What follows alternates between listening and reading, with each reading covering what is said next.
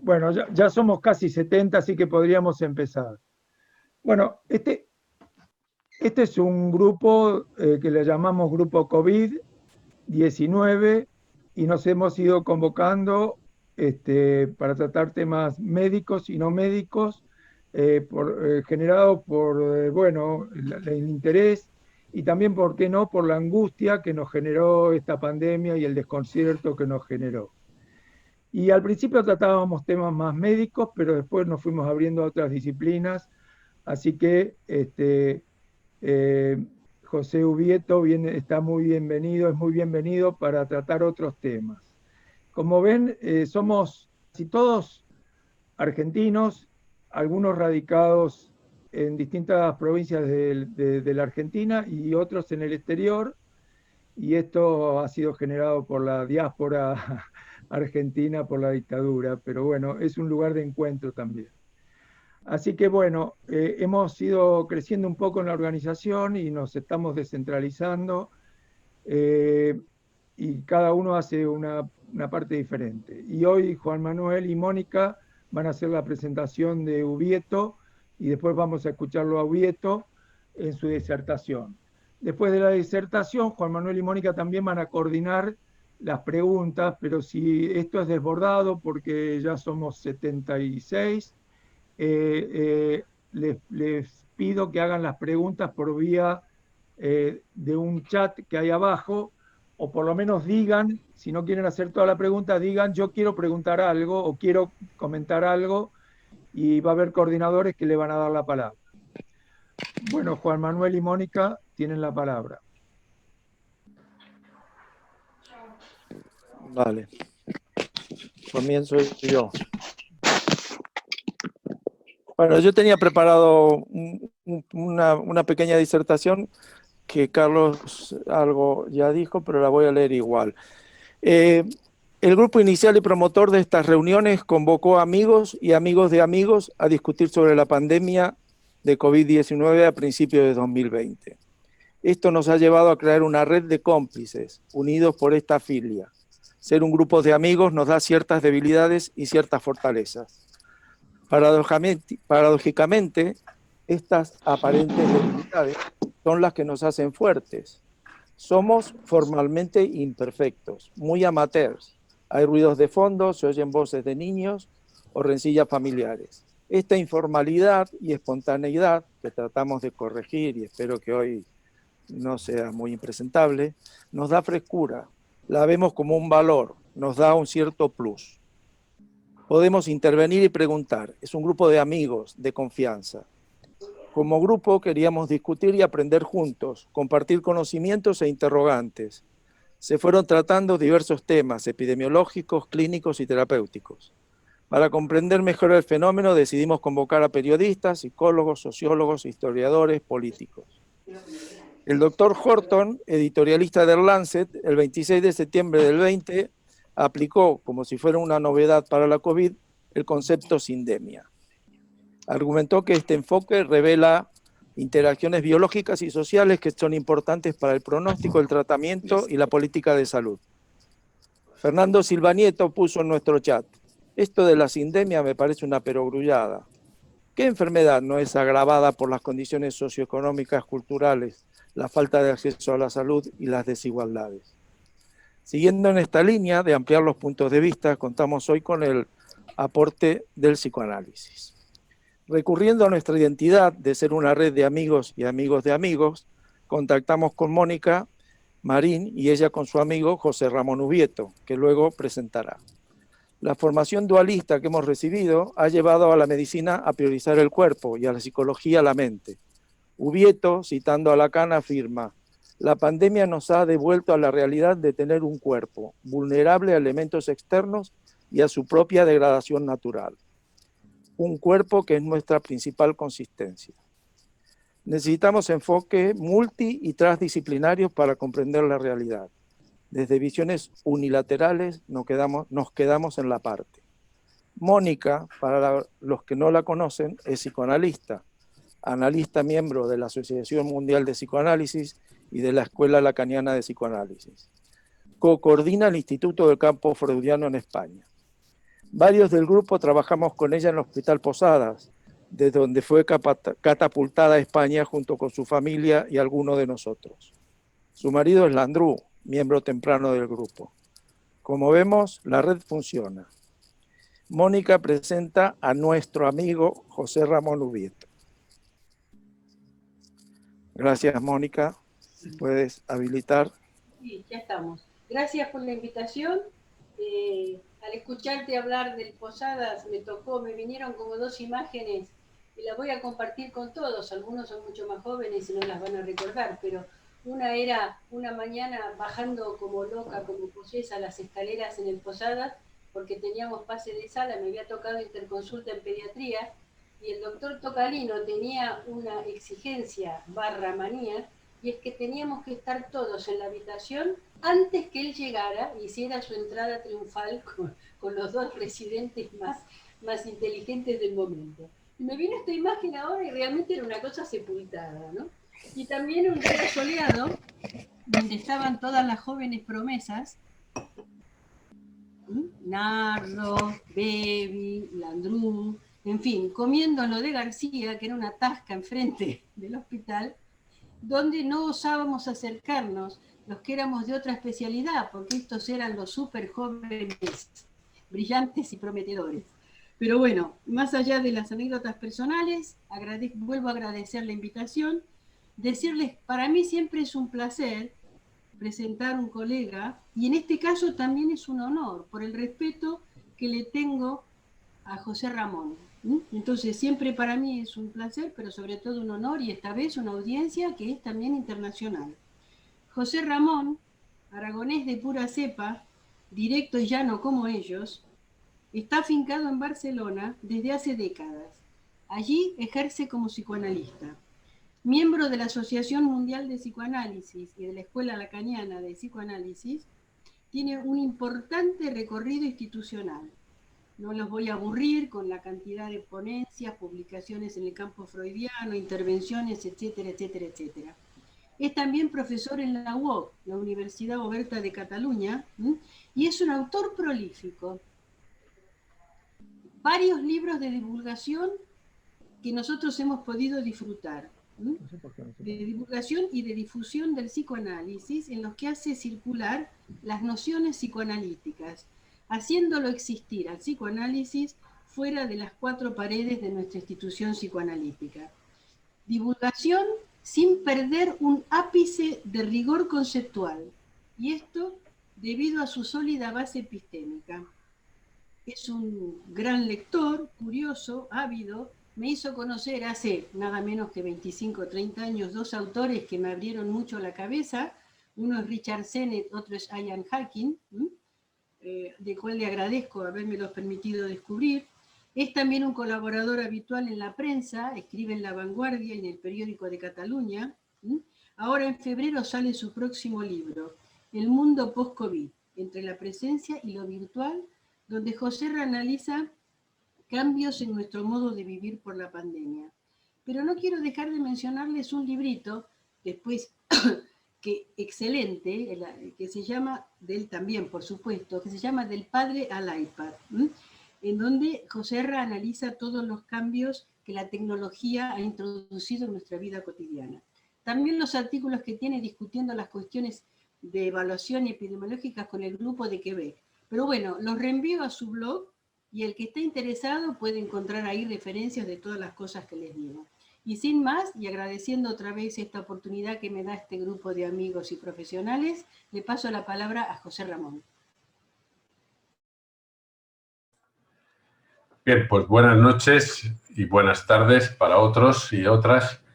En primer lugar, agradecerles a Juan, a Landru, en fin, a todas las personas que componéis este grupo por vuestra invitación y a Mónica por sus palabras.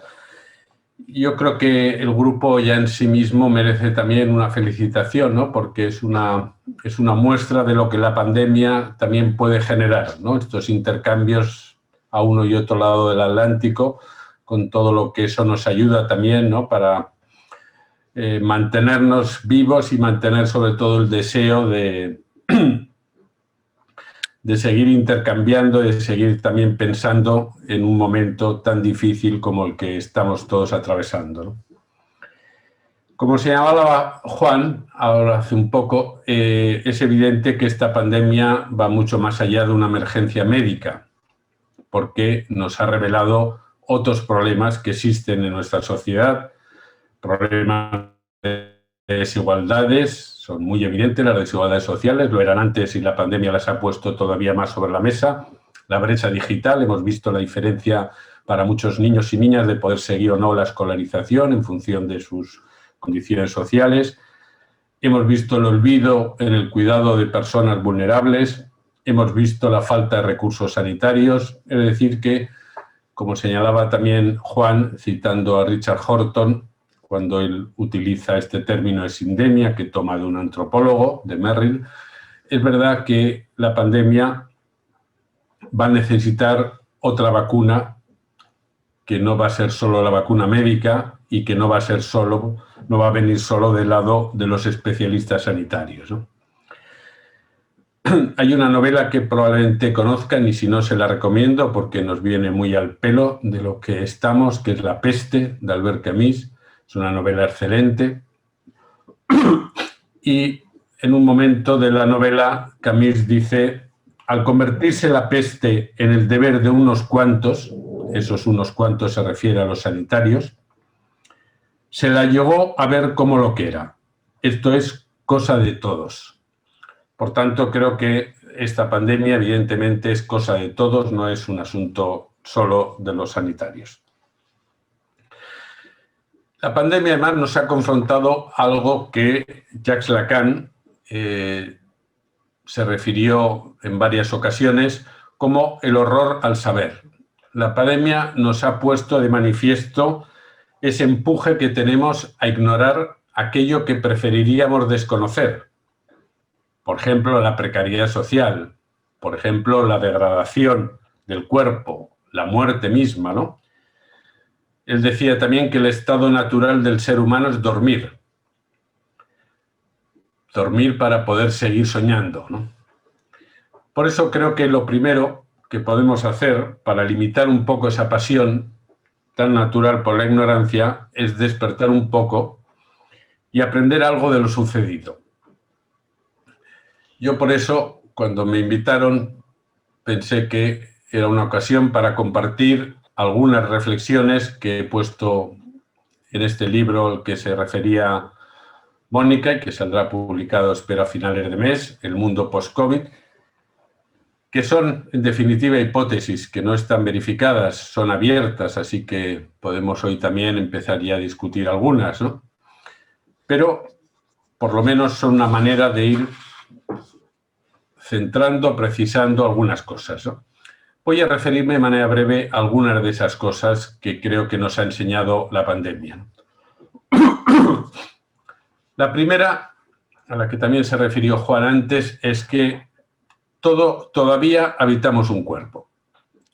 Parece una obviedad, pero si ustedes están un poco informados o se interesan por lo que es el transhumanismo, esta corriente de pensamiento que está muy ligada a las nuevas tecnologías y al ámbito de Silicon Valley, el transhumanismo postula que el ser humano conseguirá ir eliminando poco a poco los aspectos nocivos que le condicionan. Es decir, que iremos eliminando la enfermedad, el dolor, el envejecimiento, la muerte, ese es su anhelo, hasta que se produzca un cambio en la propia naturaleza humana, que dejará de ser la misma tal como la hemos conocido. Y para ello la tecnología es clave. Ellos están convencidos de que gracias a la tecnología el envejecimiento podría detenerse o incluso podría revertirse. Y que la ficción de las supermentes, que esta es una idea que pueden encontrar en un libro de Arthur Clarke, que es este científico y escritor de ciencia ficción, al que conocemos sobre todo por 2001, Odisea en el espacio, pero él escribió muchas más cosas, y escribió en concreto una novela que tituló El fin de la infancia. Esa novela, él imagina una distopía, imagina un mundo en el cual los bebés vendrán al mundo sin cuerpo, se verán reducidos a una mente, a una supermente, no tendrán la hipoteca de arrastrar el cuerpo, ¿no? Bueno, el transhumanismo parece que piensa que esto se podría hacer realidad gracias a algunas mejoras que aumentarían nuestro coeficiente intelectual. Ahora, lo cierto es que la pandemia nos ha devuelto más bien a la realidad de tener un cuerpo. Ese ha sido algo que no hemos podido ignorar de ninguna manera. Y un cuerpo que no lo podemos reducir a un avatar digital. Un cuerpo que es vulnerable a los elementos externos, a su propia degradación natural.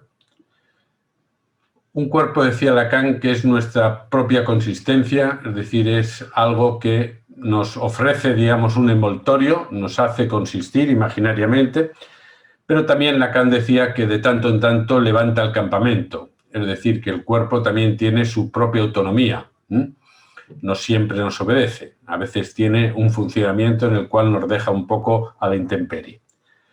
Por eso conviene cuidarlo, es una de las primeras cosas quizá que podemos aprender de la pandemia, ¿no? Que conviene cuidar ese cuerpo que todavía habitamos.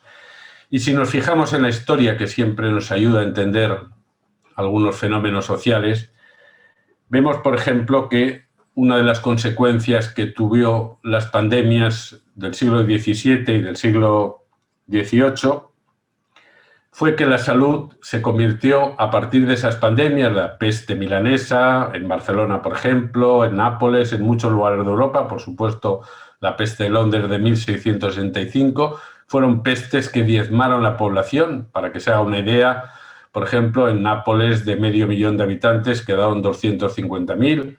Barcelona, que era una ciudad más pequeña en esa época, de 45.000 personas, sobrevivieron 20.000, es decir, que fue una peste, fueron pestes realmente muy letales. Pero cuando terminaron, a partir ya del siglo XIX, vimos como una de las consecuencias es que la salud se convirtió en un deber del Estado. Y de ahí empezaron el aumento de las instituciones sanitarias, ¿no? Todo eso que ahora ya forma parte, digamos, de nuestra realidad. Todo eso se empezó a gestar de una manera importante a raíz de estas pestes del siglo XVII y XVIII, ¿no?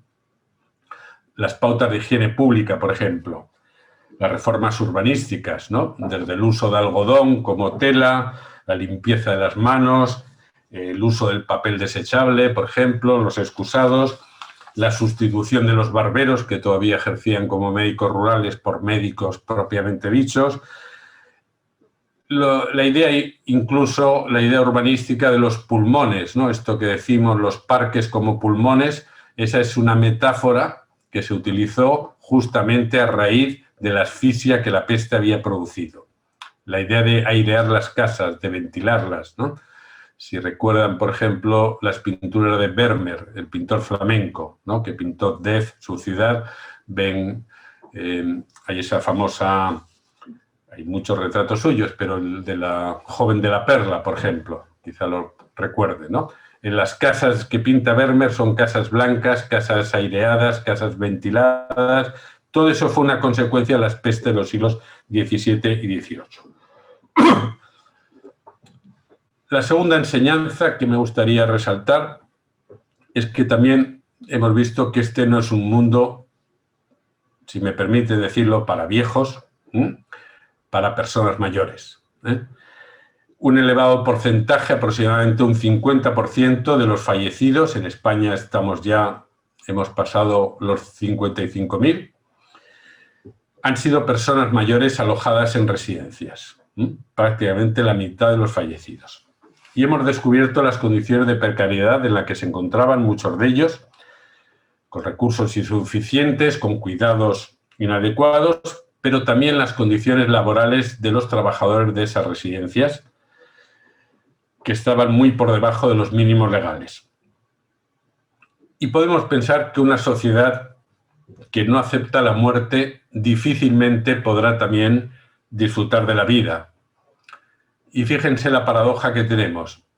No dejamos de admirar, de elogiar, de acoger toda la belleza sublimatoria que las personas mayores producen. Desde los actores que nos encantan el teatro, les cito los españoles que conozco, José Sacristán, Nuria Esper, escritores como Margaret Atwood, como José Saramago, en fin, podríamos hacer una lista de personas mayores a las que admiramos y elogiamos.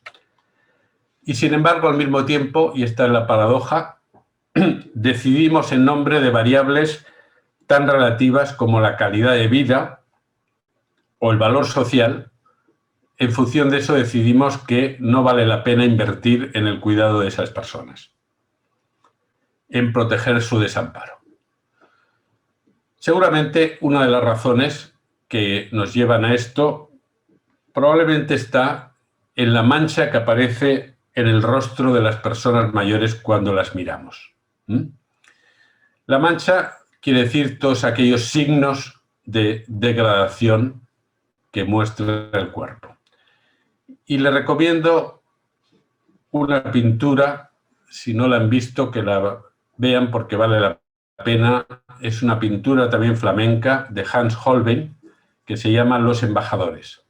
Es una pintura a la que el propio Jacques Lacan dedicó varios comentarios. Esa es una pintura muy interesante. Se ven a dos señores, dos en una edad de éxito profesional, con todas las insignias de su poderío. Y lo interesante es que a los pies de estos dos embajadores encontramos una figura, que es una anamorfosis. Es decir, es una imagen deformada a través de un procedimiento óptico. Si nos retiramos un poco de la sala donde está el cuadro y miramos un poquito de reojo al salir, veremos que esa anamorfosis en realidad es una calavera, es la muerte. La muerte que se opone a la vanidad, digamos, terrenal, ¿no? Es una alegoría sobre eso. La muerte que queda, digamos, oculta. Y esto creo que forma parte también de lo que hemos preferido no saber y que la pandemia, digamos, nos ha retornado como evidencia. No es una sociedad, la nuestra, muy anestésica respecto al dolor, respecto a la muerte, por supuesto, respecto a las pérdidas. La tercera cuestión que quería plantearles nos ha enseñado también algo sobre qué es lo esencial en nuestras vidas. Cuando una crisis importante, y desde luego la pandemia lo está siendo, nos toca de cerca, es el momento en que descubrimos cuáles son las poleas, como decía Naomi Klein, las poleas y la maquinaria invisible que hace girar la rueda de la vida, o como diríamos también en psicoanálisis, la rueda de la pulsión. ¿Cuál es la lógica, digamos, que mueve todo eso? Y hemos descubierto que lo esencial eran personas como los sanitarios, los transportistas, los agricultores, los riders, los trabajadores del sector de alimentación, los policías, los servicios sociales básicos, muchos profesionales, algunos de los cuales tienen una situación de precariedad laboral, otros tienen una situación de presión asistencial alta. En todo caso, comparten un cierto descuido en su cuidado por parte de los responsables de esa función esencial que ejercen. Y además la paradoja es que tanto ellos como ellas se exponen en mayor medida por la necesidad que tienen de poner el cuerpo como rasgo de su esencialidad, tienen, digo, el riesgo a contagiarse. Tenemos también cifras importantes de enfermos y de fallecidos dentro de ese sector de los esenciales, porque para ellos la distancia social no es una posibilidad. La pandemia nos ha enseñado que esa condición de esencial descuidado, podríamos llamarlo así, no cambiará sustancialmente en el futuro post-COVID. Porque en ese futuro post-COVID la presencia será un lujo. Eso lo podemos ya anticipar.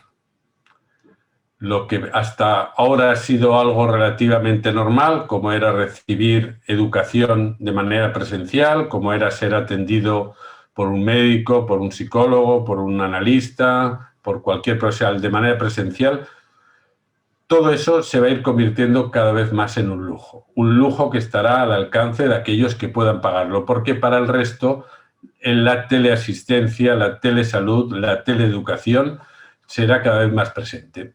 Y esto ya antes de la pandemia es una tendencia que ya se estaba dando. Hay muchas experiencias, sobre todo, por ejemplo, en Norteamérica, relacionadas con la teleeducación. Hay un condado de Wichita, en Kansas, donde se puso ya hace tiempo un proyecto en el cual ya no hay maestros, ya la educación se hace a través de ordenadores que se sitúan en una especie de naves a las cuales los chicos van, y fue diseñado por la Fundación Bill Gates con otras empresas tecnológicas de Silicon Valley, con la promesa de que eso sería llevar a los rurales de Kansas la excelencia.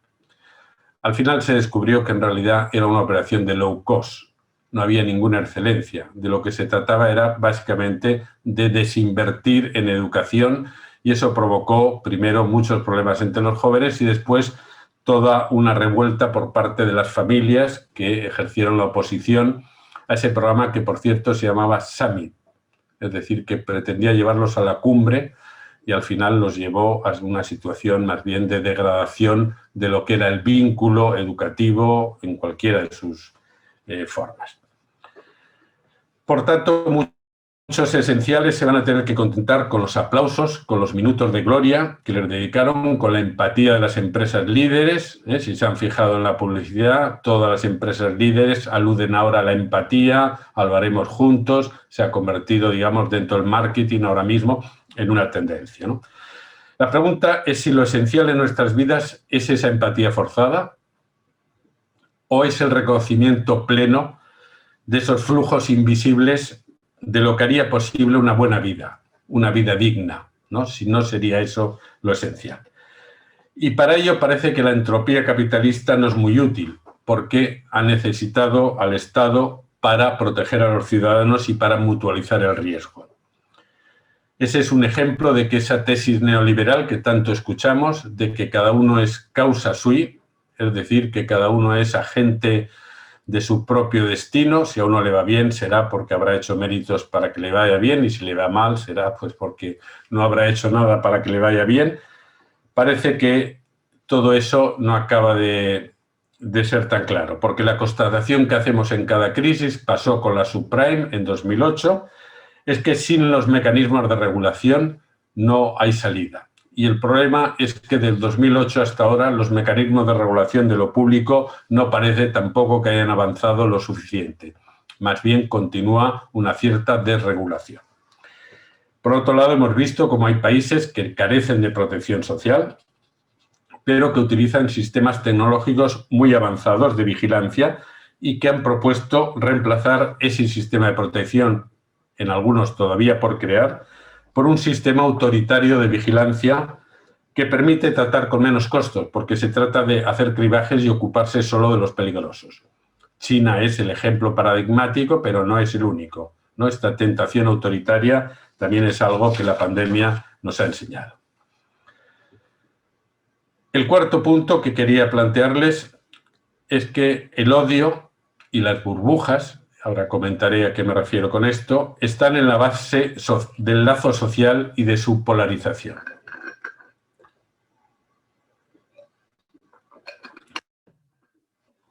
La pandemia nos ha enseñado que más que el amor, lo que nos une es el odio.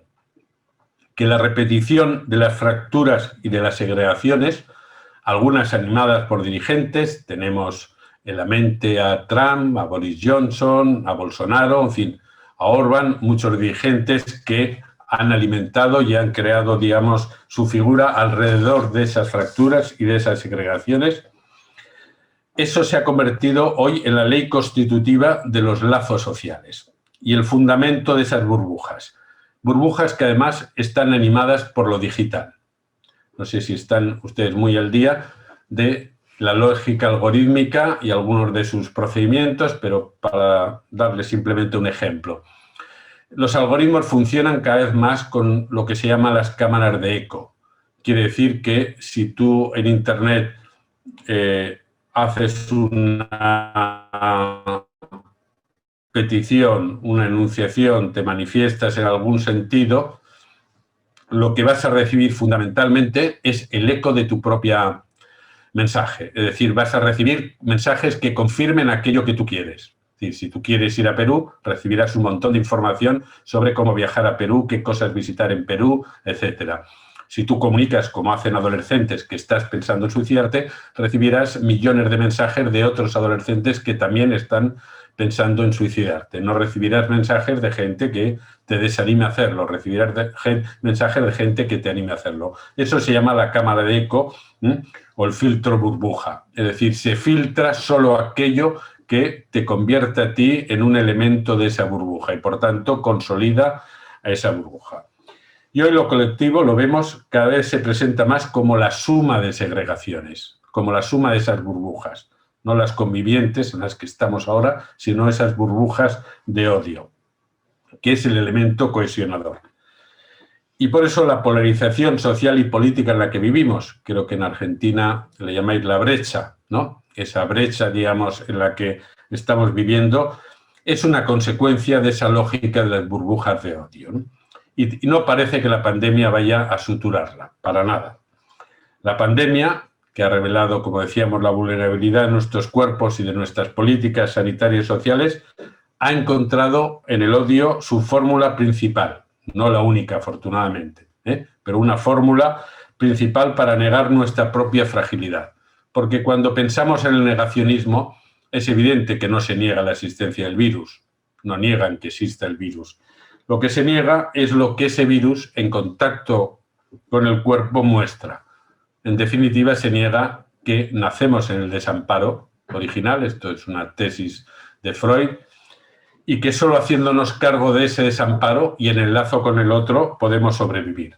Por eso negar esa evidencia, negar esa fragilidad que nos constituye, eso sí que es un fraude. Y sobre todo es un fraude para uno mismo, evidentemente, ¿no? La quinta cuestión, vamos a dar alguna buena noticia. La quinta cuestión que creo que la pandemia nos ha enseñado es que debemos confiar en las invenciones y debemos confiar en las invenciones con los otros. Porque el odio de sí mismo no se cura solo. Ese odio alimenta el miedo que nutre esas políticas segregativas y que dibuja ese paisaje engañoso, ese paisaje idílico y falso de una armonía, de una higiene social, como hace el neofascismo actual, ¿no? Proponernos la vuelta, el retorno a la América grande, a la Francia grande, a la España grande, en fin, todo ese mito del retorno a un origen idílico sabemos que es falso. Y por eso el odio de sí mismo requiere más bien un trabajo de cada uno para hacerse cargo de él, para subjetivarlo y para darle un destino menos destructivo, un destino más sublimatorio. Por eso, saber algo más de nosotros, saber algo más de lo que a cada uno le inquieta, a cada uno le preocupa, le agita, conectar con nuestra manera, siempre singular, porque cada uno en eso tiene su fórmula, pero la manera de ser frágil, eso puede funcionar como una vacuna contra el odio. Hoy tenemos un dilema.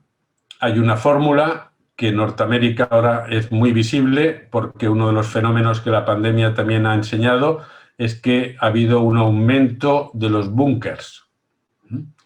Ya no solo tienen búnkers las personas ricas en Norteamérica. Cualquiera que tenga un pequeño terreno se puede hacer por unos $1 un búnker. Hay empresas que han crecido durante toda la pandemia fabricando búnker. Y en un personaje, uno de los directores de una de estas empresas, en The Atlantic, un diario americano, explicaba que ellos estaban trabajando a partir del odio que existía y que flotaba en las calles y que ellos no hacían otra cosa sino que proteger a cada uno de ese odio, ¿no?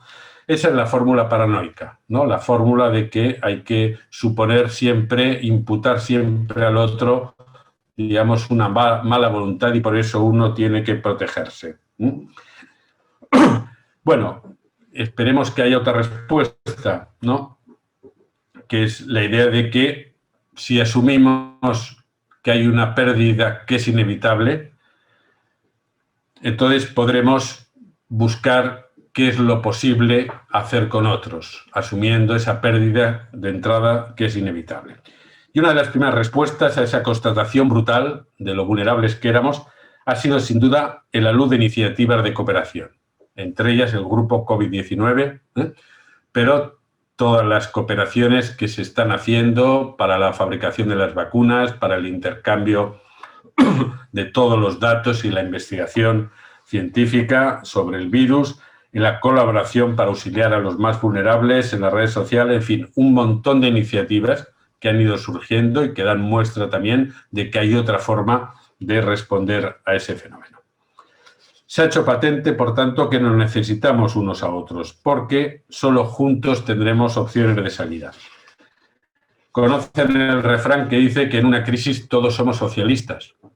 Y en España podemos decir que incluido la derecha por una vez ha sido socialista, porque incluso la derecha, no toda, pero digamos la derecha, Partido Popular, Ciudadanos, votaron a favor del ingreso mínimo vital, que es una ayuda que el Estado da a las personas vulnerables, ¿no?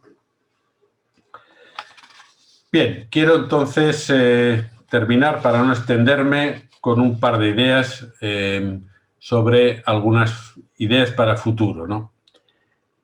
Convivir con la pandemia y el confinamiento nos exigió al inicio poder mantener un cierto control de la situación, porque el efecto traumático se produce cuando uno pierde, digamos, las coordenadas básicas de su vida, ¿no? Eso es lo que un acontecimiento traumático como la pandemia, como puede ser un atentado terrorista, una catástrofe natural, produce de manera inmediata, ¿no?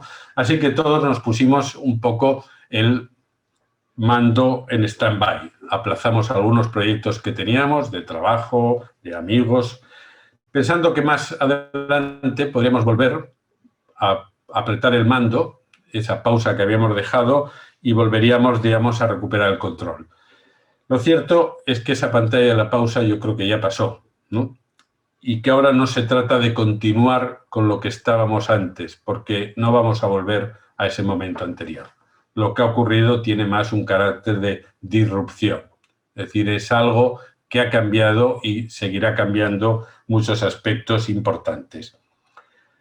Y eso quizá es lo que nos pesa psíquicamente, lo que nos pesó sobre todo al principio, que es que aceptar que había algo ya irrecuperable, algo perdido, en muchos aspectos. Por supuesto, las personas que perdieron familiares, estos son los que han tenido que hacer el duelo más doloroso, porque encima lo han tenido que hacer en unas condiciones muy complicadas, sin poder acompañar a las personas, en fin. Ese es el duelo, desde luego, más difícil para todos. Pero para todos los demás hay muchos otros duelos, desde el duelo de los abrazos, del contacto físico, del duelo de las pérdidas económicas, en fin, de la ruina que todavía nos queda y que nos quedará durante mucho tiempo, ¿no? Por eso quizá lo primero que podríamos hacer es hacernos cargo de que esto no era un paréntesis. Esto que ha ocurrido no era un paréntesis. Y por eso no nos sirve la nostalgia, pensar que volveremos, digamos, al momento antes, ni tampoco la espera pasiva, esperar que la vacuna o esperar que una tecnología venga a solucionarlo. Todos los expertos en vacuna, imagino que aquí hay varias personas que habrán estudiado esto, saben que nunca ninguna vacuna fue la solución mágica de ninguna epidemia, que las vacunas es un elemento muy importante, desde luego, pero la vacuna por sí sola nunca termina con una pandemia y mucho menos con una pandemia de estas características. Es decir, hay muchas otras cosas aparte de la vacuna. Parecen malas noticias, pero podemos pensar que en realidad no lo son tanto. Y no lo son tanto porque Freud nos enseñó que había tres cosas imposibles en la vida, que eran curar, educar y gobernar. Tomó de Kant las de gobernar y educar y él le añadió la de curar, ¿no? Imposible quiere decir no que no la podamos hacer, porque candidatos nunca faltan, ¿no? Ni para educar, ni para gobernar, ni tampoco para curar. Así que más bien imposible aquí quiere decir, en un sentido lógico, que son prácticas que no tienen garantía, que no se sabe cómo hacerlas. No hay el manual de instrucciones. Uno siempre tiene que arriesgar como educador, como clínico, como político, ¿no? Imposible es que no todo está escrito, afortunadamente, y que hay cosas, por tanto, que se pueden inventar, ¿no? Es decir, que el hecho de que estemos en medio de la pandemia y de que haya cosas que se hayan quedado por el camino, también hay que leerlo o podemos interpretarlo como que porque hay cosas imposibles, habrá cosas posibles también. Admitir y reconocer lo imposible es lo que nos permitirá hacer lo posible. Y eso es una manera de volver a tomar el control, o por lo menos una parte del control de nuestras vidas. Poder volver a hacer planes, aunque sean ajustados. Planes más orientados a la resonancia que a la aceleración. Son dos conceptos de un filósofo, Hartmut Rosa, que son conceptos, metáforas que nos sirven, ¿no?, para entender que la resonancia quiere decir ordenarnos más por aquello que conecta con nuestro deseo, con las cosas que realmente son importantes para nosotros y no tanto con la aceleración, que es la producción infinita, el rendimiento. Fíjense que los primeros 15 días del confinamiento fueron maravillosos para todos, prácticamente, porque por fin pudimos bajar el ritmo. Es decir, que uno de los efectos terapéuticos inmediatos de la pandemia es que de repente la gente empezó a descansar un poco. Así que esa desaceleración tuvo su efecto. Y en cualquier caso podemos decir que el futuro será contingente o no será. Es decir, el futuro nunca está escrito. La clínica psicoanalítica nos ha enseñado y nos enseña que siempre hay algo en el sujeto, en sus vínculos amorosos, en sus vínculos familiares, siempre hay algo que es imposible de programar. Cuando todo parece encajar en nuestras vidas, siempre hay algo que cojea. A eso nosotros le llamamos el síntoma, eso que cojea, ¿no? Aquello que, de alguna manera, no es tanto un problema, sino es un señalamiento de que siempre hay una obertura, algo, digamos, por lo que podemos transitar. Y que cualquier ideal lleva su propio fracaso. Basta que digamos que vamos a establecer la salud mental para todos, para que rápidamente salgan, digamos, los que no quieren de ninguna manera la salud mental, o que establezcamos la educación universal para que el fracaso escolar se haga posible. Es decir, que cada vez que creemos que el ideal se va a realizar, siempre aparece una objeción a ese ideal. Así que la primera buena noticia es que ya nos va bien confiar también en el síntoma, confiar, digamos, en todas las invenciones que estamos haciendo y que podemos seguir haciendo. Piensen que todas las grandes epidemias, con esto quiero acabar para que haya un poquito de tiempo, todas han significado pérdidas. Ha habido muchas epidemias, ¿no? Desde la epidemia, por supuesto, la de Atenas, pero posteriormente la epidemia del siglo VI, ¿no?, la epidemia que se conoce como la epidemia Justiniano. Esa epidemia que supuso muchas pérdidas también supuso la creación del Islam y de Europa. Fue una epidemia que tuvo, digamos, un efecto reactivo. La peste negra del siglo XIV, que también fue una epidemia grave, pero aceleró lo que fue el Renacimiento, con todos los cambios que eso introdujo respecto a la Edad Media, ¿no? La viruela mexicana del siglo XVI fue un elemento también central para la constitución de lo que es la idea misma de Latinoamérica, de la cultura latinoamericana, ¿no? Las pestes europeas a las que me refería antes fueron una impulsora de la ilustración y del concepto mismo del saber científico y, por supuesto, la gripe española, que fue la última gran epidemia de la que tenemos recuerdo, supuso un avance importante en la microbiología y en todos los avances médicos. Así que podemos quedarnos un poco con esa enseñanza de la historia de que todas las epidemias nos sirven también, si sabemos interpretar críticamente el legado que dejan, nos permiten también, digamos, avanzar en ese sentido. Bien, hay muchas más cosas que quería contarles, pero prefiero dejarlo aquí, para que así podamos tener un intercambio y, en todo caso, si hay algún tema en concreto que yo pueda ampliar, pues lo haré con mucho gusto. Muchas gracias. Bueno, muchas gracias, José Ramón. Yo no sé lo que piensan los demás, pero a mí me ha dejado bastante apabullado porque hay muchas ideas, algunas ideas son difíciles de digerir y bueno, y hay algunas que son más optimistas.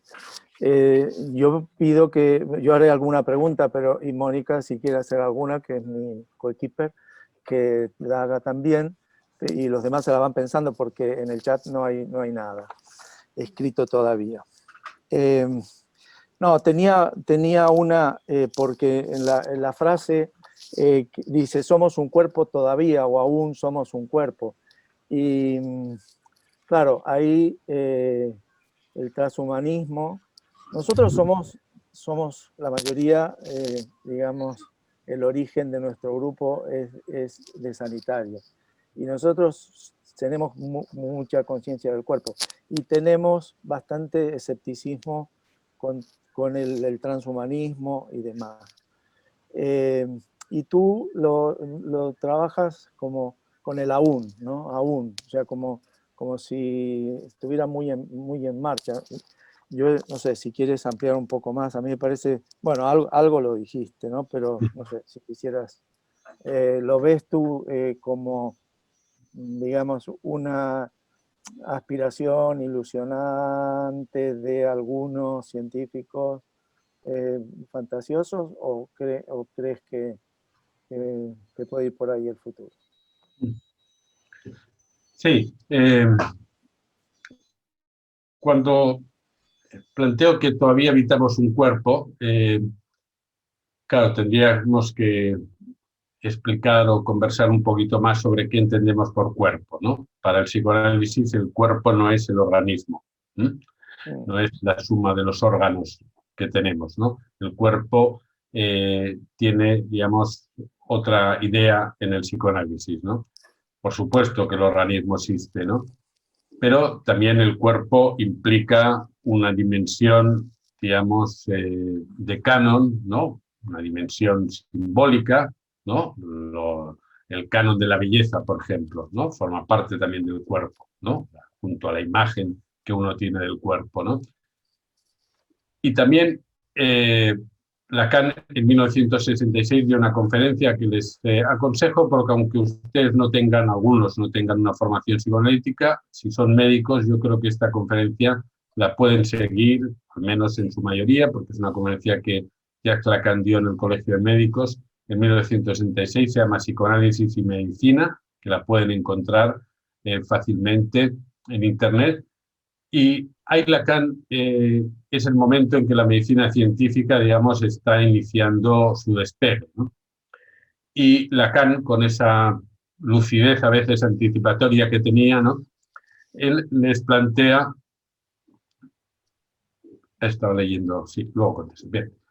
Ahí les plantea a los médicos, dice, mire, hay dos cosas, ustedes pueden convertirse en los distribuidores de la industria farmacéutica. Es el destino, digamos, que les espera, ¿no? Ustedes van a convertirse en los distribuidores de todos esos objetos nuevos que la tecnología y la industria va creando. Pero no olviden que hay dos cosas muy importantes con las que ustedes trabajan y que es lo que les da su función y su estatuto, ¿no? Uno es que la gente viene a pedir, la demanda, y que no es seguro además que lo que les pidan sea lo que desean, pero en todo caso este es un primer vínculo que ustedes tienen, ¿no? El vínculo de la palabra con la persona que viene. Y después piensen también que el cuerpo es siempre un lugar de goce. Quiere decir que en el cuerpo pasan cosas. Pasan cosas que cada sujeto después, evidentemente, subjetiva de una manera o de otra, ¿no? El goce, para nosotros, no es el placer. El goce es todo lo que en un cuerpo pasa, que puede ser el dolor, puede ser la satisfacción, puede ser el malestar. Es decir, que el cuerpo es algo muy vivo, que está conectado, digamos, con el sujeto. Entonces, cuando yo digo que todavía habitamos un cuerpo, lo que quiero resaltar es que mucha de la ciencia, para decirlo así, si es que le podemos llamar ciencia, pero en fin, muchos de los avances que se producen ahora son avances que no solo cuestionan la idea, digamos, del organismo, ¿no? No solo plantean esta idea del transhumanismo, sino que plantean también la idea de que se podría contemplar a un sujeto sin cuerpo, es decir, reducido a un organismo. Por ejemplo, en el mundo nuestro, en el mundo de la salud mental, en el mundo de la clínica o de la psiquiatría, cada vez es menos importante hablar con alguien para diagnosticar. Cada vez se tiende a un cierto mutismo de que no es necesario que uno explique lo que le ocurre porque ya hay observaciones externas, ya hay protocolos, cuestionarios, pruebas que nos permiten, digamos, saber lo que le pasa al sujeto en su psiquismo sin necesidad de que él intervenga. Eso es una exclusión del cuerpo, porque el cuerpo también es la satisfacción que se produce, digamos, en el cuerpo y que el sujeto la explica, la dice a su manera, ¿no? Entonces, cuando digo que todavía habitamos un cuerpo, me refiero a eso. Me refiero a que todavía sigue siendo importante, digamos, mantener esa relación de cada uno con ese cuerpo. No solo, evidentemente, a la idea de que podríamos llegar a un buen momento en que el organismo... pero también hay que tomar en cuenta que la hibridación del cuerpo con la tecnología es un hecho, y que los chips corporales se van a ir incorporando cada vez más, digamos, en nuestra vida y, por tanto, el cuerpo, el organismo también en ese sentido irá produciendo cambios. Pero quería resaltar esta idea del cuerpo como el lugar de la satisfacción. Yo quería hacer, sigo un poco, Juan, te cojo el relevo, ¿de acuerdo? Gracias, Joserra, te quería agradecer, como siempre, nos abrís la cabeza y nos hacés pensar en un montón de cosas. Efectivamente, en el cuerpo es donde experimentamos lo que nos pasa, porque va por ahí, pero bueno. Dos comentarios, mira, hablando del poshumanismo, del transhumanismo, perdón, que es posterior al poshumanismo, es verdad que las lecturas, he leído cosas también de ellos, a ver si vos estás de acuerdo que en el fondo del transhumanismo en realidad lo que se trata es de la eugenesia, porque hay un punto... La eugenesia. Eugenesia, porque en realidad hay una cuestión, digamos, importante y desde el punto de vista ideológico también atrás de todo eso, ¿no? Y creo que está la idea de eugenesia por detrás de todo eso.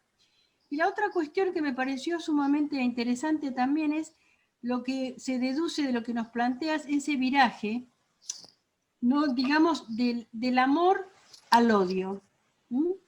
Y, digamos, me parece que se ve bien en un aspecto de nuestra vida o de la vida de la civilización, que es como que de pronto, de un tiempo a esta parte, dejaron de existir las utopías.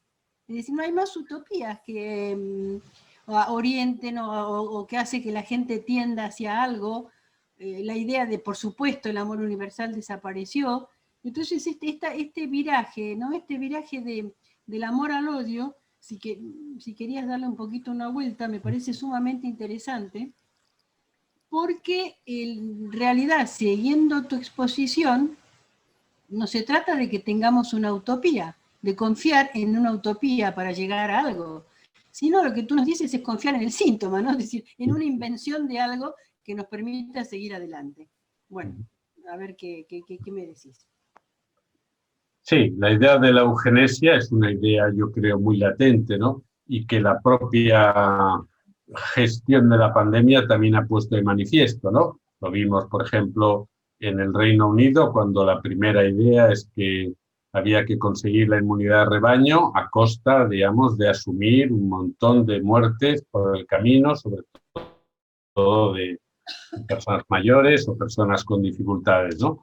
Incluso, digamos, en ese mismo sentido, también el transhumanismo plantea también toda una serie de protocolos de intervención, ¿no? En el mundo educativo también, que se aplican al mundo educativo, en el cual cada vez se plantea más una diferenciación clara entre los que pueden seguir, digamos, un ritmo y los que quedan fuera de ese ritmo, para los cuales ya, digamos, se descartan muchas de las propuestas, ¿no? Es decir, que esa idea, digamos, de darwinismo actualizado está muy presente, ¿no? Respecto a la cuestión del odio, bueno, evidentemente no quiero decir que sea, digamos, la única fórmula, ¿no?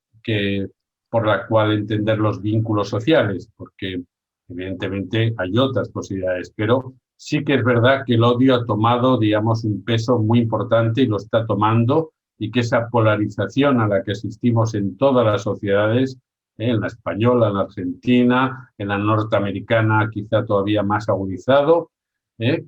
Es algo que nos muestra, ¿no?, la fuerza, digamos, que toma para hacer consistir a esa lógica del enemigo, esta idea, por ejemplo, de los búnkers, ¿no?, de cómo los búnkers, como la respuesta paranoica acaba siendo, digamos, una respuesta que además tiene también, hay que entender que todas estas teorías conspiranoicas, si funcionan, es porque finalmente aportan un...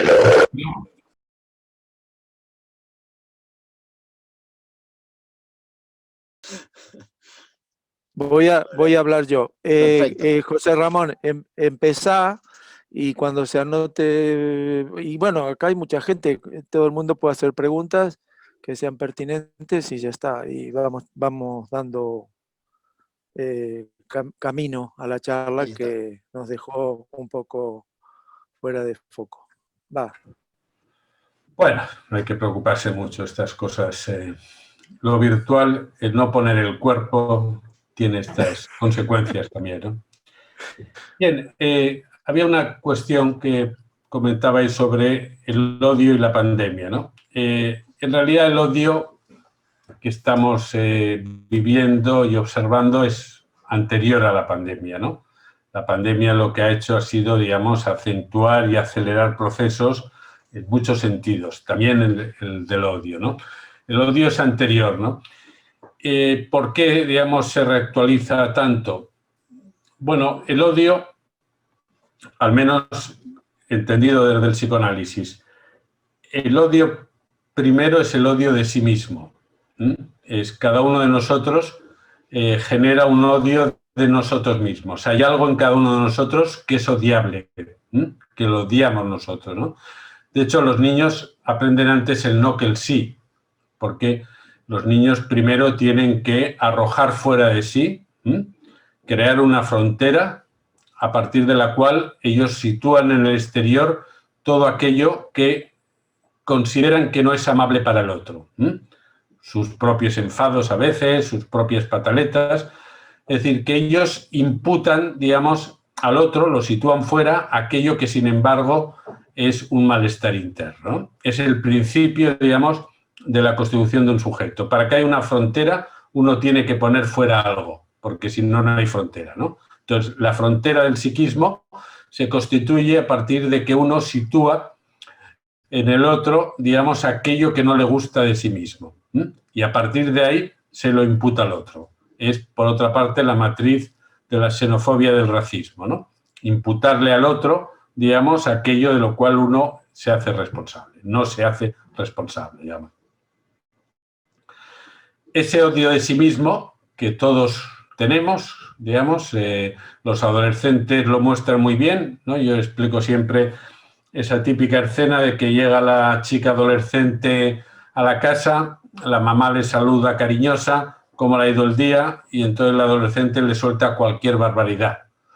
Es evidente que esa barbaridad no tiene nada que ver con la madre, en la mayoría de los casos, sino que seguramente esa barbaridad la podemos entender si pudiéramos ir unos minutos atrás y fuéramos al parque donde estaba esa chica con sus amigas y de repente ella ve la escena y piensa, mira que soy la más fea de aquí, o la que menos ideas tengo, ¿no? O la menos interesante, o la no sé qué. Ese odio de sí mismo, es decir, eso que no le gusta de ella, cuando llega a casa ya sabe quién va a pagar eso. Va a ser la mamá. Bueno, eso que nos pasa, digamos, en la vida cotidiana, eso es la matriz, digamos, del racismo, ¿no? De la imputación al otro de ese odio de sí mismo, ¿no? Por tanto, eso viene de muy antiguo. Quizá algo que lo ha acelerado también es que la pérdida de los grandes relatos, ¿no?, que alguien comentaba antes, es decir, la falta de una consistencia narrativa, la caída, vamos a decirlo así, del patriarcado, es decir, la pérdida de unas orientaciones claras, por un lado tiene muchas ventajas, evidentemente, porque nos libera, digamos, de una opresión, porque el patriarcado tiene una vertiente muy importante de opresión, pero también nos coloca en la situación difícil de que cada uno entonces tiene que ser un poco más activo, ¿no? Tiene que, digamos, inventarse a sí mismo, ¿no? Tiene que quererse también, digamos, poner en juego su propio deseo y sus propias elecciones, ¿no? Ya no nos sirve ya con quejarnos del padre, ahora tenemos nosotros que ponernos en acción. Esa situación de pérdida, digamos, de referencias, de pérdida de sentido, hace que la gente cada vez, digamos, ha sido justo el momento en que se cortó, cuando explicaba los conspiranoicos, ¿no? Los conspiranoicos, digamos, se adhieren al movimiento de la conspiración, por muy absurdo que nos parezca, no porque tengan un problema de déficit intelectual, puede ser que algunos sí, pero no sería una explicación suficiente, sino porque la teoría conspiranoica es una teoría con certezas, con muchas certezas. Y eso tranquiliza. Tener certezas tranquiliza, ¿no? Elimina muchas dudas.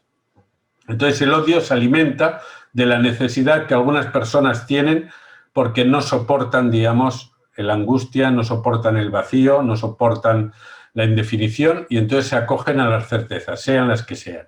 Y eso al final va, digamos, alimentando esa burbuja del odio, ¿no? Por eso la pandemia no ha hecho, por el encierro también y por el pretexto de que el virus es otro elemento más que se puede añadir a una teoría conspiranoica que ya existía. Canon no es un grupo que se haya inventado la pandemia, ya existía antes, digamos, ya hace tiempo que en los Estados Unidos esas teorías tienen mucho peso, ¿no? O sea, que me parece que una posible hipótesis, no digo que sea la única, pero una hipótesis es esta, ¿no? Que la pérdida de referencias de sentido hace que uno tenga que agarrarse a las que el otro le ofrece, por muy absurdas que sean, pero finalmente le da una cierta tranquilidad. ¿Alguien quiere hacer un comentario o si no paso yo una pregunta? Yo quería hacer una pregunta. Vale. No, me llamó la atención así como el concepto tuyo de que el odio se está imponiendo más que el amor, que me suena como muy chocante. Lo otro que dijiste es que cualquier ideal lleva al fracaso, pero todos nosotros hemos sido bastante idealistas y es cierto, nuestra experiencia no ha terminado en éxito, pero sin ideales no hay futuro. Y si pensamos que los ideales llevan al fracaso, es demasiado deprimente. Bueno, el fracaso es siempre una buena noticia para nosotros. El fracaso es una buena noticia. El problema es no aprender nada del fracaso. Que el fracaso forme parte de nuestras vidas es lo mejor que nos puede pasar. Freud hacía, digamos, una indicación a los adolescentes, ¿no? Cuando se quejaban de las rupturas, de que los dejaban, etcétera, decía, bueno, lo mejor que te puede pasar cuando eres adolescente es que te deje tu novio o tu novio. Porque ese fracaso de esa relación es lo que te hará, precisamente lo que te enseñará, digamos, que el amor es una cosa muy complicada y que hay que darle varias vueltas hasta más o menos ubicarte. No digo, por supuesto, solucionar, que no hay ninguna solución al amor, pero al menos ubicarte, ¿no? En ese sentido, el fracaso para el psicoanálisis no es un problema. Cuando decimos que un ideal lleva al fracaso, lo que decimos es que justamente un ideal es necesario como orientación, es necesario como horizonte, pero uno tiene que estar advertido de que ese horizonte, como nos pasa cuando miramos, ¿no?, el mar, uno nunca llega al final del horizonte, ¿no? La tierra prometida. Esa es la idea es que es mejor, Freud lo decía, es mejor ser un pesimista advertido que un optimista iluso, ¿no? Un pesimista advertido es alguien que sabe que en la vida, digamos, hay muchas dificultades, pero precisamente porque sabe eso, hace lo posible, no se queda resignado. Un optimista es alguien que se pasa la vida negando las dificultades y, por tanto, no asumiéndolas, ¿no? O sea, que la idea de fracaso no es una idea negativa, es esa idea. ¿Alguna otra pregunta? No, que estoy de acuerdo porque efectivamente, si no es el fracaso que da la posibilidad de continuar, se termina en el absoluto. No se te oye mucho, Mónica, yo por lo menos. Poner más volumen. Que es importante tomar esta cuestión del fracaso, porque la otra, si no, la otra vertiente es la del absoluto. Y entonces estamos efectivamente en la desaparición de todo, la locura hegeliana del absoluto.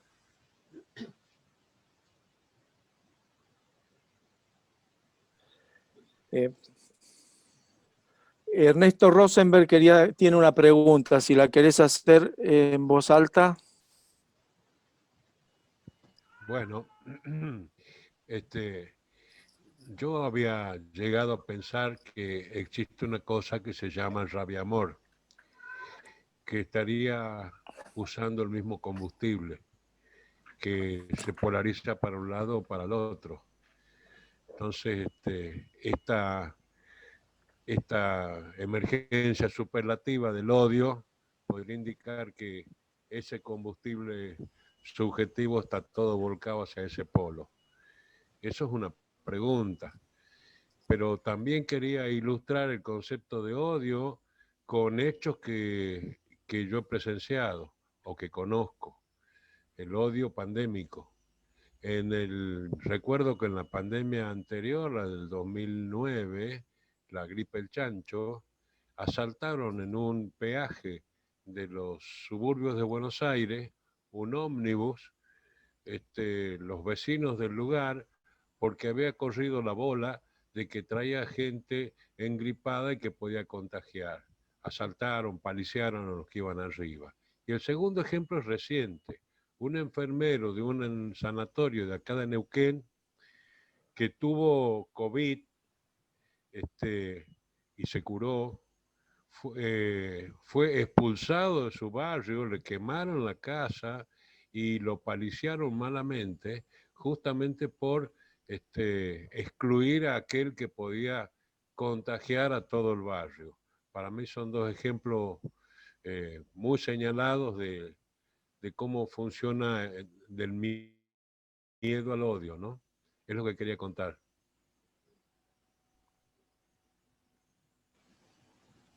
José Rat, ¿quieres contestar tú? O... Sí, estoy de acuerdo, ¿no?, con lo que plantea Ernesto, ¿no? Hemos visto muchos casos en los cuales el miedo es un virus más peligroso que el virus, ¿no? Mismo porque el miedo, digamos, nos empuja a posiciones como las que describía Ernesto y como las que también en España hemos vivido a todos los niveles, ¿no? Yo atiendo a una señora mayor que tiene una inquilina en casa, que es enfermera, y cuando fue a tomar la habitación, a realquilarla, la señora me llamó muy desesperada diciendo que qué podía hacer ella, ¿no? Dije, hombre, pues es una enfermera, ella tomará también sus medidas, ¿no? Es una persona que conoce los riesgos y que los asume y, por tanto, pues lo que tiene usted que hacer es aclarar con ella, digamos, las medidas que quiere. Pero, bueno, el miedo, digamos, siempre suscita esa defensa que cada uno pone en juego y que en algunos casos puede tomar ese lado odio, ¿no?, el que señalaba Ernesto, en otros puede tomar el lado más inhibición, ¿no? Vemos también cómo hay personas que ante el miedo, digamos, inhiben, ¿no? Hay formas variadas, pero desde luego el odio es siempre el odio de sí mismo latente en cada uno, ¿no? Y cuando nos encontramos en situaciones críticas es algo que puede fácilmente desarrollarse. Vale, perfecto. Sale tenemos minutos ilimitados, ya que podemos seguir hasta que nos interrumpa. Eva Anduiza quiere hacer un comentario, una pregunta. Adelante. Eva. Hola, es que no puedo encender la cámara, pero muchas gracias por la conferencia. Se te ve la foto, está muy guapa ahí. Ah, bueno, está bien. Yo quisiera que desarrollara un poco más la idea esta de qué es lo que pasa cuando no ponemos el cuerpo, porque a mí me cuesta un poco conceptualizar por qué hay tanta diferencia por ejemplo, entre una clase presencial y una clase online, ¿no? Aunque haya profesor, aunque exista la figura del profesor, o entre una conferencia online y una conferencia presencial, ¿no? ¿Qué es lo que nos falta cuando no existe esta posibilidad de tocar? Me parece que saber esto nos ayudará a entender qué cosas van a seguir siendo online y qué cosas van a volver a la presencialidad, ¿no? Aparte de quien las pueda pagar. Pero creo que es una cosa que no acabo de conceptualizar exactamente, de saber qué es. La segunda no tengo la primera. Bueno, nos llevaría mucho tiempo, pero algunas cosas que digo también porque hay algunas cosas en el libro que no quisiera desvelarlas, porque mi editor tiene prohibido que lo explique todo y hace bien el hombre, ¿no? Porque se os quitará luego las ganas de comprarlo. Así que no voy a poder dar la respuesta a Eva, pero sí un spoiler breve. Claro, el mundo que viene es un mundo que va a estar cada vez más a caballo entre la presencia y lo virtual. Y una de las cosas que hemos aprendido es que ya nos sirve el dilema entre apocalípticos integrados, ¿no? Ese dilema que Umberto Eco puso en su momento, ¿no? Ya no se trata de estar a favor o en contra de lo digital, eso es absurdo, porque lo digital vino para quedarse y está ya, digamos, forma parte de nuestras vidas y lo hará mucho más, ¿no? Por tanto, la cuestión no hay que pensarla en términos de oposición, ¿no? Sino hay que ver cómo articular esas dos dimensiones que ya de hecho están muy articuladas.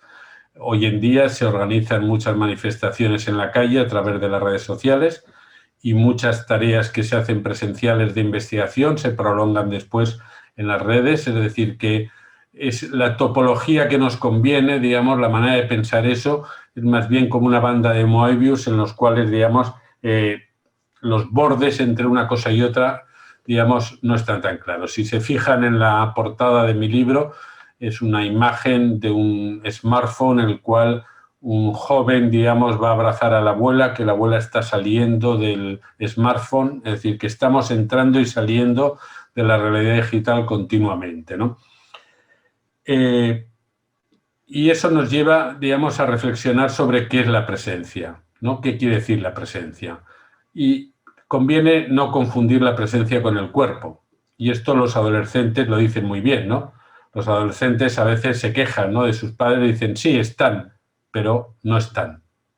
Uno puede estar en un sitio con el cuerpo y no estar. ¿Qué quiere decir eso? Quiere decir que la presencia no implica solo estar físicamente con el cuerpo, implica también estar con el deseo, ¿no? Un profesor que está físicamente, pero que no tiene absolutamente ningún deseo por aquello, ninguna pasión por lo que está enseñando, por lo que está transmitiendo, o cualquier otro profesional, digamos, en realidad, ¿qué presencia tiene, digamos, ¿no? ¿Qué hay de la presencia? Si la entendemos también en esa dimensión, digamos, del deseo, ¿no? En cambio, virtualmente uno puede también transmitir algo de esa pasión que él tiene por un asunto y lo puede hacer virtualmente, ¿no? Por tanto, creo que la diferencia entre la presencia y lo virtual no tiene tanto que ver con el encuadre, para decirlo así, tiene que ver también con lo que se pone en juego. Es verdad que la presencia física, la interacción de los cuerpos, favorece mucho más que se ponga en juego todo eso. Pero que lo favorezca no quiere decir que lo otro no pueda tampoco hacerlo posible.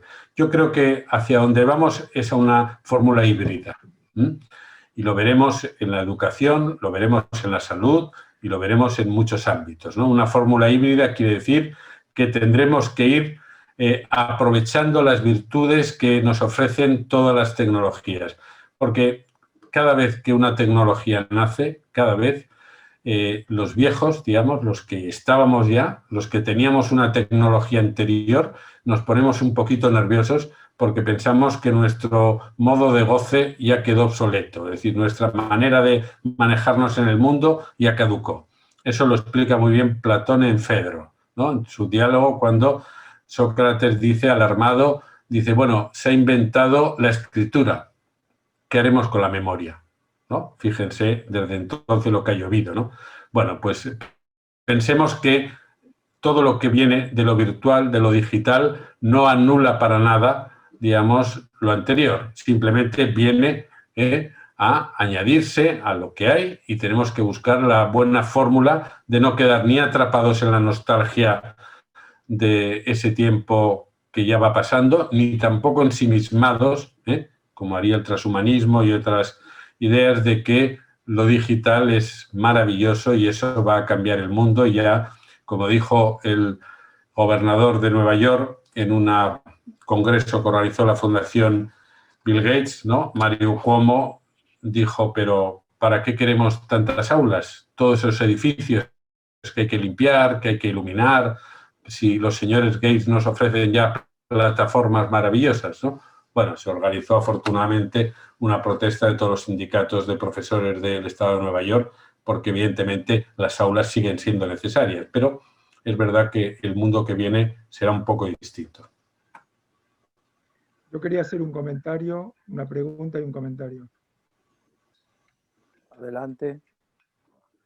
Bueno, a ver, lo que dijiste respecto a lo presencial o al contacto físico me hizo acordar un poco. Yo en los 76 estuve exilado en España 7 años y yo no me había dado cuenta que había perdido. Hasta que volví a la Argentina, hasta que volví a Buenos Aires, creo que con Ernesto lo hemos hablado esto mismo, y ahí me di cuenta de nuevo con el contacto y con el reencuentro de lo que había perdido. Y había perdido sensaciones olfativas, el bullicio del metro de acá de Buenos Aires, los tangos en la radio. Había perdido cosas que allá no me había dado cuenta que existían. Y yo creo que con la falta de contacto físico y con el trabajo virtual, que yo por lo menos lo estoy padeciendo, tenemos un sufrimiento. Está bien que lo virtual también nos trae este Zoom, que si no fuera por esto no estaríamos juntos conversando con vos y conversando con la gente que está en Barcelona o en España. Nos trae cosas, pero también nos hace perder muchas cosas que a veces que no, lo vamos a saber bien y lo vamos a sentir cuando lo retomemos, o no, no sé, pero por ejemplo, cierta tristeza o desazón, la falta de contacto con los compañeros, la discusión o compartir las dudas, los dilemas que se generan en el trabajo, y eso no lo hacemos, no lo podemos hacer en el trabajo, en el teletrabajo. Y yo, no sé, en parte lo sufro, creo que lo sufro, y poder ser consciente que lo sufro también me ayuda. Y los milongueros no saben cómo la pasamos de mal. Pregunto yo, en un mundo no presencial, el mate desaparece, ¿no? Pero dejemos que conteste José Ramón, a ver bueno, que conteste las dos preguntas. Bueno, sobre el mate no puedo contestar. No sé si las impresoras 3D permitirán, digamos, transportar el mate. No, yo quería contestar con dos indicaciones de dos filósofos que además eran amantes, Hannah Arendt y Martin Heidegger, ¿no? Hannah Arendt decía que en la crisis de la educación, ¿no?, habla de que toda generación tiene una obligación, que es acoger lo que las nuevas generaciones traen, ¿no? Porque si no lo hiciéramos estaríamos, digamos, todavía en el Paleolítico superior, ¿no? Cada generación trae una novedad. Ella misma, en sí misma, es una novedad, ¿no? Y esas novedades hay que poder acogerlas. Poder acogerlas no quiere decir de manera crítica, pero sí dar la opción a eso nuevo que surge, ¿no? Y Martin Heidegger añadía otra idea en un pequeño texto que se llama Serenidad. Él, que estudió mucho la técnica, él dice que lo mejor con las innovaciones técnicas es acogerlas sin renunciar a los principios. Entonces yo creo que esas son dos buenas indicaciones para cómo posicionarnos frente a todas estas innovaciones. Quiere decir que uno no tiene por qué renunciar a principios que para él pueden ser fundamentales. Un principio fundamental, evidentemente, es la singularidad. La singularidad quiere decir lo que cada uno tiene, digamos, de singular. Eso no se puede quedar abolido en lo digital. Hannah Arendt también escribió mucho sobre el totalitarismo, ¿no? Y ella explica muy bien en sus textos sobre el totalitarismo cómo la idea fundamental del totalitarismo es expropiar lo singular de cada uno, convertirnos, digamos, en lo que ella llama una soledad organizada, es decir, solos, organizados, sin singularidad, ¿no? Lo digital tiene algo de eso, ¿no? Tiene, digamos, por su propia compulsión a la repetición, ¿no? Por esa cámara de eco a la que me refería antes, puede producir ese efecto, digamos, de sustracción de lo singular. Pero eso es un principio al que no debemos renunciar y eso nos permite un uso de lo digital distinto. De la misma manera que no tenemos que renunciar al principio de dar la cara, digamos, al principio de hacerse cargo de las consecuencias de lo que uno dice y hace. No admitir, por ejemplo, a personas como la que interrumpieron antes, que es alguien que bajo el anonimato, digamos, puede destruir lo que otros hacen, ¿no? Ese es un principio que debemos mantener, ¿no? En lo digital. Bien, yo creo que de esa manera podemos convivir con eso y podemos optimizar y aprovechar, digamos, todas las virtudes que lo digital tiene, porque evidentemente para los jóvenes ellos viven aquí. Nosotros venimos aquí, pero ellos viven aquí. Sus interlocutores, para ellos el otro digital existe. Es decir, ellos hacen preguntas sobre su cuerpo, preguntas sobre sus ideales, sobre sus aspiraciones, se dirigen a la red, digamos, como un otro que les puede responder. Por tanto, tenemos que acoger eso y tenemos que ver cómo nosotros también nos manejamos con esas tecnologías. Y como dices, no sé si era Juan, no estaríamos aquí sin ello, ¿no? Hemos tenido la posibilidad de hacer muchos intercambios y tenemos con mucha gente a la que no podríamos seguramente ver ni conversar. Así que, bueno, eso es compatible con el mate, Landru.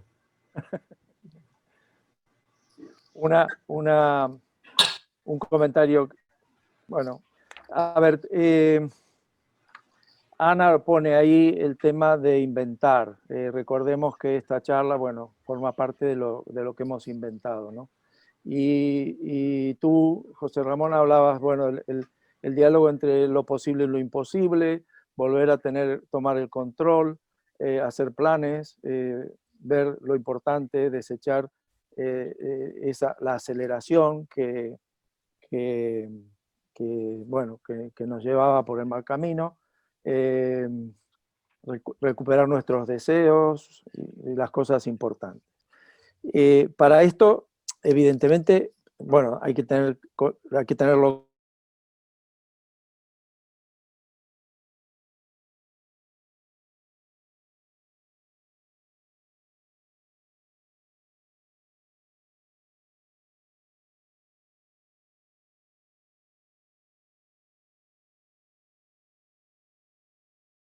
El tema del Foro Económico Mundial, el Klaus Schwab, creo que se llama, que habla en el foro de Davos, que fue la semana pasada, y ellos hablan de resetear el capitalismo. Que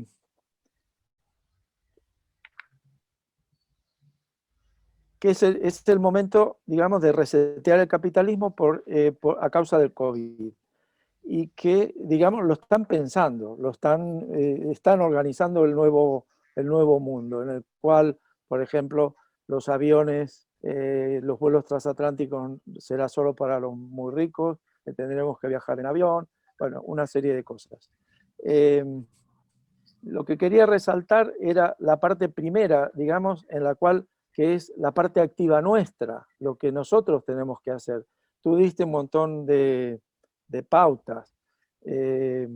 Igual, si lo aceptas, en algún momento podríamos trabajar eso, porque, digamos, la parte negativa de la COVID, claro, lo hemos vivido intensamente, y sufrido intensamente. Bueno, has hecho un repaso más allá de las experiencias de cada uno, ¿no? Pero, digamos, la parte esta de resistencia, de lucha, de reinventarnos, bueno, de tratar de recuperarnos de todo lo perdido, sabiendo que, bueno, lo que vos decís de que hay cosas imposibles, ¿no? Pero ese punto me gustaría, si nos puedes dar un poco más de energías.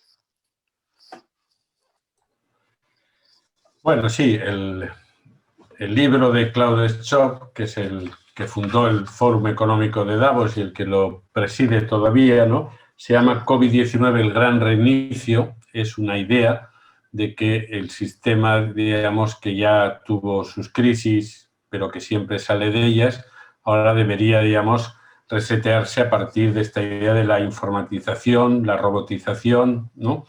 La digitalización. Esa es una propuesta que está basada, digamos, en que la tecnología da respuesta a las crisis que la propia tecnología produce, ¿no? Acabamos de tener ahora, digamos, el ejemplo de cómo las redes sociales también pueden subvertir, entre comillas, el propio sistema, porque unos pequeños inversores, digamos, han hecho una jugada para fastidiar a algunos grandes inversores, ¿no?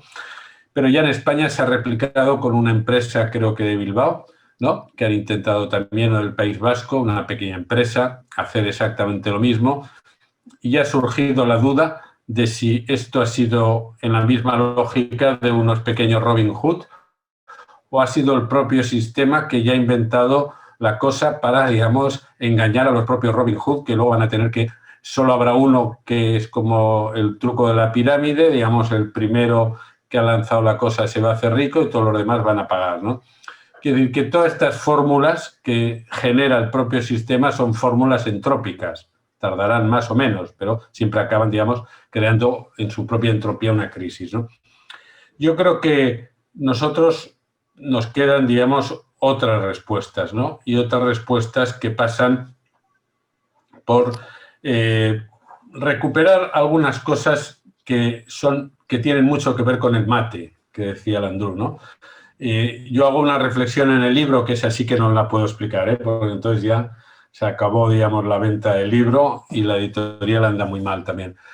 Es una reflexión sobre la conversación como un instrumento que nos sirve en la clínica, pero también nos sirve en la educación y también nos sirve, digamos, en los lazos sociales, ¿no? Cómo recuperar una conversación, pero una conversación que tiene algunas características, ¿eh? No es un simple bla, bla, bla, no es una charla, se trata de una conversación productiva, una conversación que incorpore cosas importantes que se van un poco, digamos, diluyendo en toda esta lógica de la digitalización, como por ejemplo la sorpresa, la capacidad de sorpresa, es algo muy importante y que la vida algorítmica, digamos, la intenta eliminar, ¿no? Yo explico una anécdota que me ocurrió en una ocasión que viajaba a Madrid con unos colegas a un congreso y saqué un billete, un amigo con el que viajo muy a menudo y a veces también en familia sacó un billete sin que los dos tuviéramos idea ni de qué tren cogíamos, ni de horario, ni nada, y resultó que nos sentamos juntos.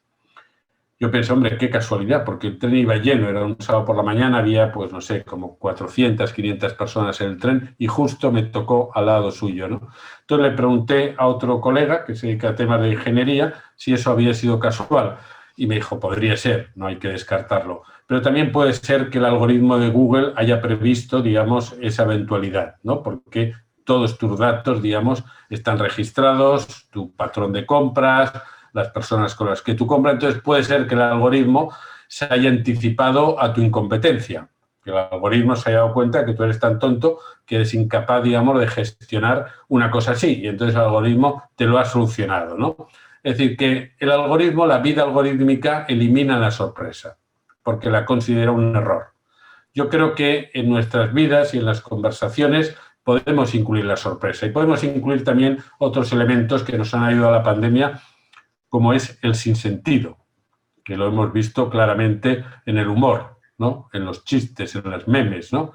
El sinsentido como un elemento importante en la vida, ¿no? Como esa idea de que no hay que comprenderlo todo, ¿no? Que no tenemos que rebajar, digamos, o degradar la conversación a elementos cada vez, digamos, más simples, más básicos, ¿no? Sino que tenemos que mantener también la idea del sinsentido como el interrogante, ¿no? Como aquello que nos ayuda. Eso nos sirve para educar a adolescentes, a los cuales, por supuesto, nunca comprendemos nada, y lo peor es cuando los queremos comprender del todo. Es siempre bueno, digamos, dejar a veces cosas sin comprender, que ellos mismos no comprenden, desde luego, pero dejar abiertas algunas de estas cosas nos ayudan. Yo creo que estas ideas alrededor, digamos, de los lazos sociales son ideas que nos pueden ayudar para no quedarnos en esa vida algorítmica supuestamente cómoda, pero que es muy aburrida, porque siempre es lo mismo.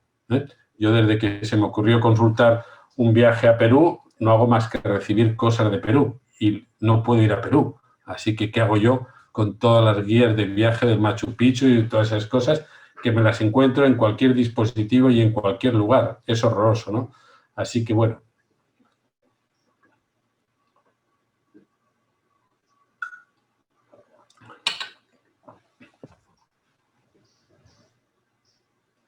Bueno, ¿hay alguna pregunta, algún interrogante, algún comentario que quiera hacer alguien?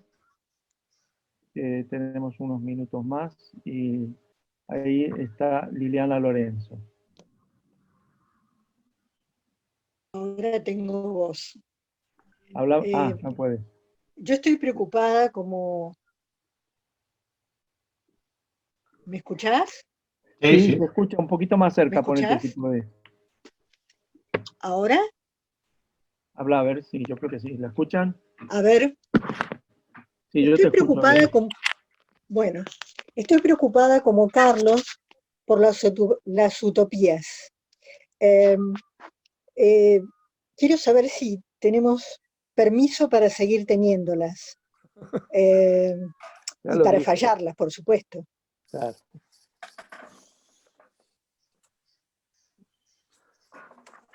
¿Es una pregunta? Yo creo que ya sí tenemos derecho. Bueno, las utopías, digamos, como todos los ideales y las expectativas, ¿no?, que uno se va haciendo, son elementos identificatorios, ¿no? Y la identificación es siempre, digamos, un mojón en el camino, ¿no? Es una referencia, es algo que te permite, digamos, orientarte, ¿no? Muchas veces vemos el drama en la clínica de sujetos que no han podido agarrarse, digamos, a ningún elemento identificatorio, ¿no? Y eso es un problema para ellos, ¿no? Porque se encuentran absolutamente, digamos, perdidos, ¿no? No tienen... hay muchos padres jóvenes hoy que tienen digamos, el drama de que piensan que tienen que callar porque cada vez que hablan los hijos le responden ese tipo de frases tan cariñosas del tipo no me rayes, tú no sabes nada, eres un pureta, ¿no? Digamos, respuestas muy elaboradas científicamente, ¿no? Y yo siempre les digo que es mejor que digan algo, ¿no? Es mejor que digan algo porque por lo menos estará en el disco duro de su hijo, ¿no? Será un archivo que estará allá. Será su posición sobre eso, ¿no? Y esa posición a lo mejor ahora no le sirve a su hijo, pero es mejor que esté ahí, ¿no? Porque algún momento la podrá utilizar. Entonces, yo creo que las utopías entendidas, digamos, como aquellos lugares a los que uno, digamos, quiere llegar, o los lugares, digamos, que uno propone como escenarios posibles, son siempre, digamos, referencias. La cosa es estar advertido de que uno no va a llegar, ¿no? El problema es que a veces hay políticos, digamos, que usan eso como una gran trampa, ¿no? Y no me hagan decir más, pero... Yo veo que Irina tiene una sonrisa de oreja a oreja cuando habló ahora de de los diálogos. Di algo, Irina, venga. La sonrisa era externa, pero bueno, evidentemente también me sonroja pensar en los diálogos y que haya muchos más, ¿no? La verdad es que es mi primera asistencia a esta reunión y ha sido un gustazo. Muchas gracias. Vale, te apreté un poco malamente. Bueno, yo no sé, creo que si no hay más comentarios, podríamos dar por terminada. No. Agradecer muchísimo a José Ramón la cantidad de cosas que nos has dejado picando y que seguramente si lo vemos otra vez nos va a surgir infinidad de interrogantes y que a lo mejor podríamos... Nueva reunión después de leer el libro. Habrá que hacer. Sí, después de leer el libro, Juan. ¿Alguien quería comentar algo, Carlos? No, me parecía que alguien quería hacer alguna pregunta antes de cortar. No, por ahí yo quiero hacer el aviso final de siempre, si les parece. Perfecto, sí. Bueno, si me permiten que me despida. No, muchas gracias. Por supuesto. Me ha encantado la performance que habéis preparado, la verdad no la esperaba, ha sido una sorpresa mayúscula. Pero bueno, no sabía yo que fuera estar modernos, ¿no? Con esa música y esas cosas.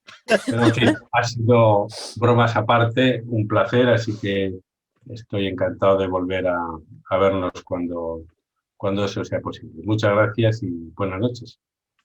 Gracias. Gracias. Muchas gracias.